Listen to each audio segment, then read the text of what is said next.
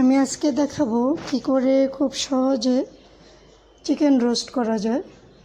আমি এই চিকেনগুলো যেগুলো ভাজছি এখন, এই চিকেনগুলো আমি সারা রাত ম্যারিনেট করে ফ্রিজে রেখে দিয়েছিলাম মশলা দিয়ে মাখিয়ে।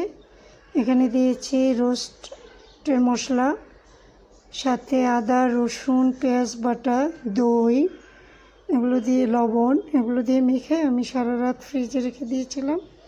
এখন ভেজে নিচ্ছি।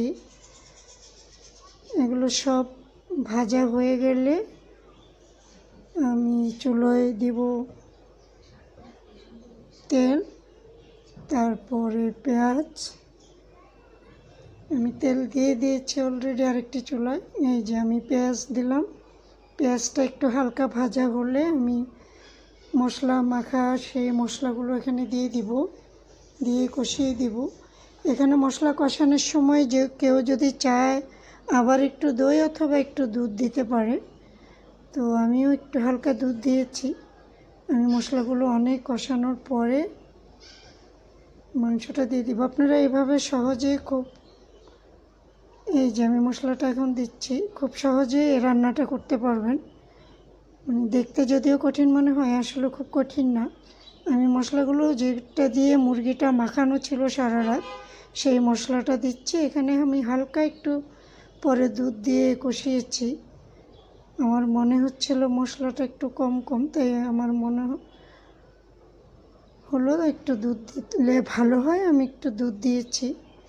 দুধ দিয়ে আমি অনেকক্ষণ কষিয়ে তারপর আমি আমার সব চিকেনগুলো ভেজে আলাদা করে রেখেছি। এই যে দেখেন চিকেনগুলো ভাজা হয়ে গেছে। তবে হ্যাঁ, মনে রাখবেন চিকেনগুলো খুব বেশি ভাজবেন না। বেশি ভাজলে রান্নার পরে সেটা খেতে ভালো লাগবে না। একটু হালকা ভাজলে সুন্দর হয়।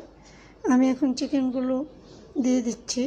তবে হালকা ভেজে যদি কেউ রোস্ট করে সেটা খেতে বেশি টেস্টি মনে হয়। বেশি ভাজলে এটা খুব শক্ত হয়ে যায়, খেতে খুব টেস্ট লাগে না। আমি অনেকক্ষণ কষালাম। কষার পরে আমি একটু পানি দিয়েছি। সেই পানিটা এখন শুকাবো। এই যে দেখেন এখন আমার ভরপুর একদম পানিটা জাল হচ্ছে। আমি দুধ দিয়ে কষানোর পরে চিকেন দিয়ে একটু নেড়ে চেড়ে তারপরে পানি দিয়েছিলাম। সেই পানিটা প্রায় শুকিয়ে আসছে।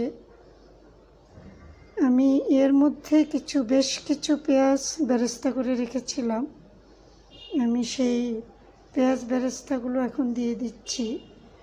আপনারা মনে রাখবেন পেঁয়াজ বেরেস্তাটা দিলে সেন্টটা খুব সুন্দর হয়।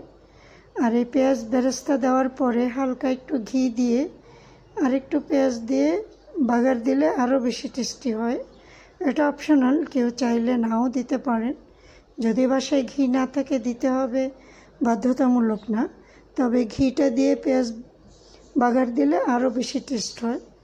তো আমার চ্যানেলে এরকম সহজ সুন্দর রান্না দেখতে সবসময় সাথে থাকবেন, সাবস্ক্রাইব করবেন। এরকম নতুন সহজ রান্নাগুলো পেয়ে যাবেন। সবাইকে ধন্যবাদ।